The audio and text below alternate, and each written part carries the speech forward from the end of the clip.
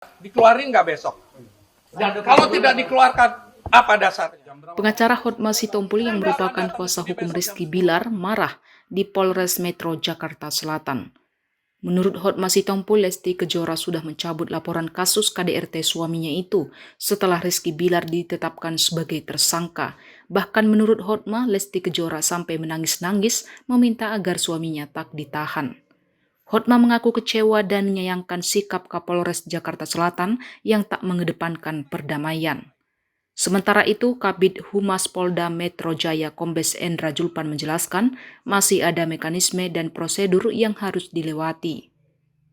Meski sudah dicabut, polisi masih akan melanjutkan gelar perkara untuk menentukan apakah permohonan pencabutan laporan polisi yang diajukan Lesti Kejora disetujui atau tidak.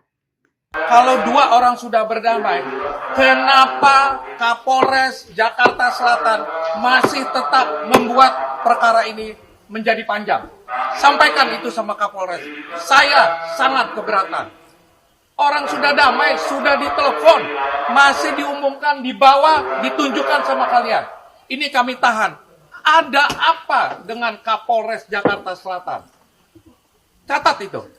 Sudah ditelepon sama Lesti, kami sudah cabut, jangan ditahan, nangis-nangis. Masih diumumkan juga. Berulang kali, minta jangan ditahan, tidak perlu deh. Sudah mau damai, ada dua orang mau berdamai, kok dibikin ribut? Coba bayangkan, kalau tiba-tiba tidak jadi damai, karena diumumkan begitu. Sekarang pun masih ditahan. Untuk apa? Semua orang udah berdamai, nangis-nangis pelapor minta didamaikan, tidak usah ditahan. Masih diseret di sini diumumkan sama kalian. Telepon-telepon itu sudah dari siang. Sebelum dibilang ditahan, sebelum diumumkan, sudah dikatakan mau berdamai. Itu pelapor sudah dari umroh pulang beli tiket untuk segera kemari. Ada bukti surat Bang ketika memang Ya, ada semua. Apa yang saya bicarakan bisa saya pertanggungjawabkan. Kita lihat dikeluarin nggak besok.